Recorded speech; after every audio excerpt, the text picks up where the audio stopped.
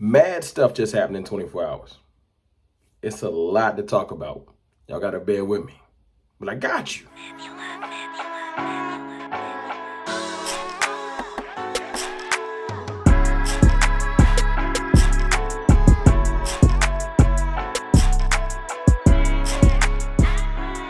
What's good, people? It's your boy, Mr. Rome. Cowboys fan talk. Right back like I never left. What's good with y'all, man? Mad stuff went down in the last 24 hours. So I'm going to start with the game. First and foremost, everybody calm down. I know the offense looked sloppy last night. Real sloppy. I wasn't happy. The whole Connor Williams at center experiment is not looking good. But remember, this is the preseason. This is the time for people to do experiments. We all right. Remember this. Yes, that's our offense. That's what was standing on the sideline last night. Not to mention the offensive lineman that didn't play. Relax. No Ty Smith, no Zach Martin. We good. Like 80% of the heavy hitters was out. Chilling. We are good. Relax. And I'm going to get in the Daks shoulder. Y'all relax. We're going to get to that. But listen, I'm going to touch on the one small bright spot I saw last night on the offense. Tony Pollard looked good. The third string running back looked good. Simi Fehoko finally showed not a flash. He showed like a sign of life. But one thing I did notice about him, man, he can block really well, which is something that Noah Brown does really well. So that's a good thing to stamp.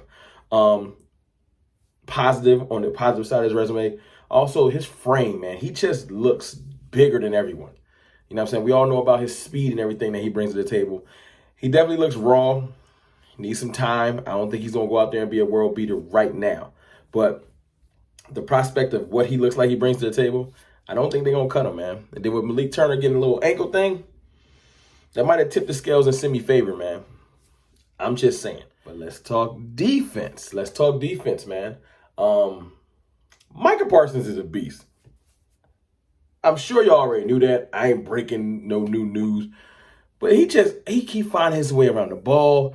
Another turnover. Him and Keanu Neal, they stood a dude up, ripped the ball out. I'm love every time. Micah Parsons is moving around the field. Y'all know Brian Baldinger, the dude that do Baldy's breakdowns on Twitter. He did an amazing breakdown on how Micah Parsons is moving around everywhere on the field. And he's everywhere. Everywhere. You know what I'm saying? But he only played like 2 or 3 series last night. They ain't let him play a lot, which lets me know that he's high on the pecking order of important players to protect. They want him to get a couple snaps, get him out of there. And in them couple snaps, he keeps showing and making positive impact plays. You know who's not making an impact play? Remember, in the title of the video, the good, the bad, and the ugly, I gave y'all some of the good, the people that was on the sideline watching, all that offensive firepower. Let's get to the ugly. Jalen Smith, man. Jalen, ain't he? He's going Jalen. What y'all want me to do with that, man? He just looked like he running. He looked like me. Y'all don't know how slow I am slow. That's a professional NFL linebacker. He looked terrible. I don't care. I don't care about his couple good plays, man. He got to do better. You know why he got to do better? Because he's not looking at himself in the mirror. He's looking at people in front of him. We got too many good linebackers on this team. Jalen looking like he 4th. He behind Parsons, LVE, Keanu Neal. He might be 5th. Yeah, he's behind Jabril Cox. Jabril Cox showed up last night too, looking good, looking fast. Looking like he's starting to come into his own from his first preseason game. I'm not saying he Ray Lewis yet. Jabril Cox is just showing me that he has a nose for the ball, and that speed is very noticeable. Very, very fast, man. And I see why he can hang with receivers and stuff out of the slot. Jabril Cox is going to be a weapon, man. I tweeted last night, Micah Parsons and Jabril Cox are the future. I had a whole bunch of people saying they the present. And they might be, man. Keanu Neal definitely bringing some physicality, man. He showed me that he has a nose for the ball, too. Ain't afraid to come up and hit. LVE is looking like if he can stay healthy, that he can bring something to this team. And the only one that looked like they ain't doing nothing is Jalen. I'm sorry. Sorry, man. Jalen's just looking bad, man. Or ugly. You feel me? Now, look, I said the good, the bad, the ugly, who was Jamin. The bad, my boy Boss Man, he got his lumps last night, man. I ain't here to cape for nobody, man. I want people to do good. I have confidence in Boss Man. Boss Man had a good game. He had some past breakups, and he was every step of the way with Kirk or whoever he was covering. He didn't look lost or like he didn't belong, which is what a lot of people was acting like he was going to do. Now, remember, Boss Man got a lot to learn. He hasn't played a lot of college games, and he is getting acclimated quick to the NFL game. Do I think he's going to get beat? Of course. Even Dak throws bad passes. I ain't stupid. My point is, I will die on this hill. Boss Man right now is better than Chidobe Awuzie ever was. Don't care. Tell me I'm a hype beast or whatever you want to call it. Boss Man Fat is a beast. And Christian Kirk pushed off. Yes, he pushed off.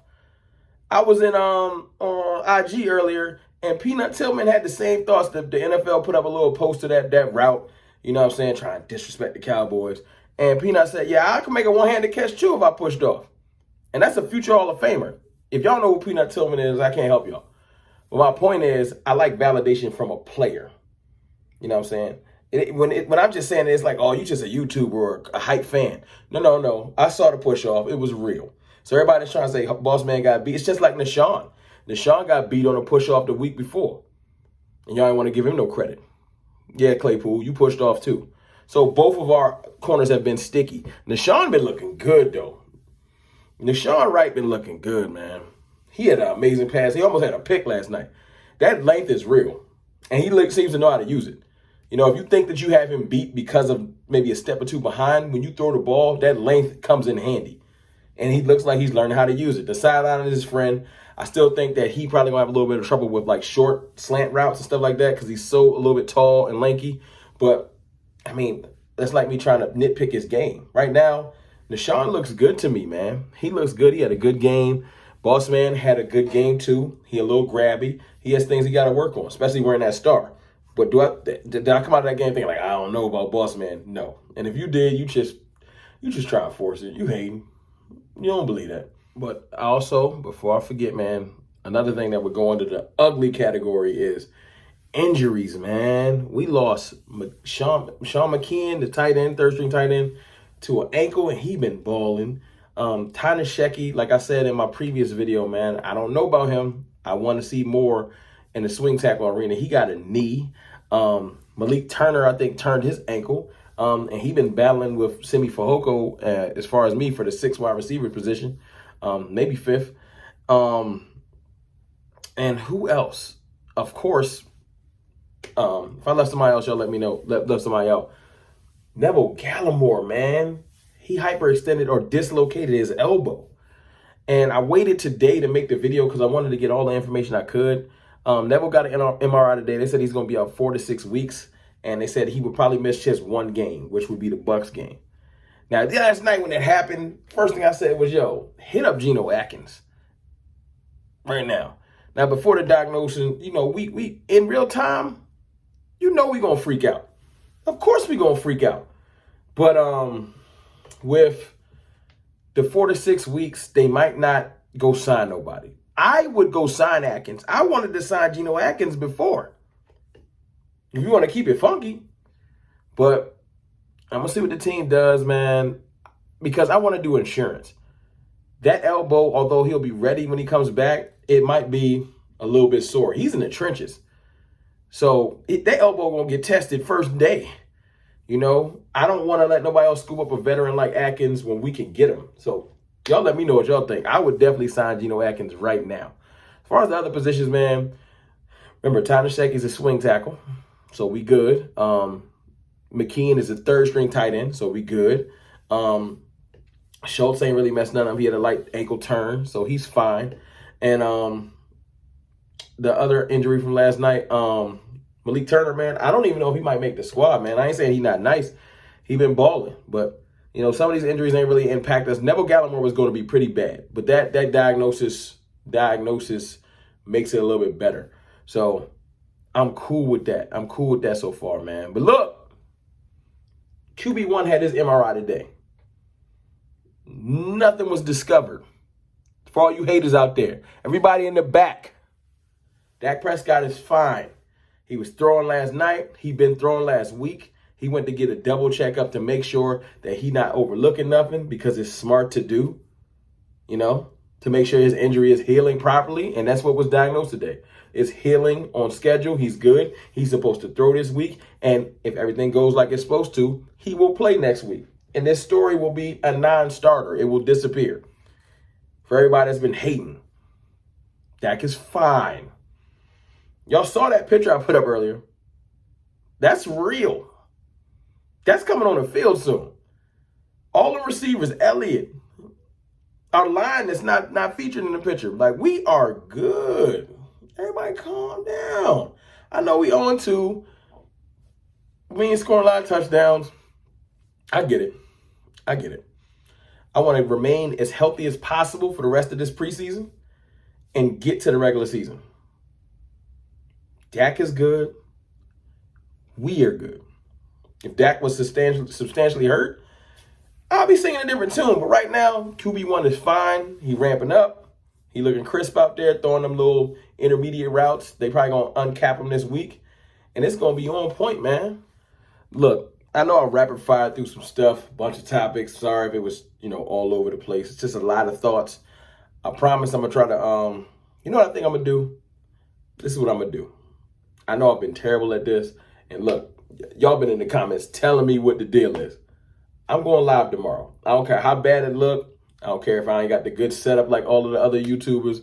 I apologize for that. I promise I'll get that together. But people been telling me, yo, go live. I got questions. I'm going live tomorrow.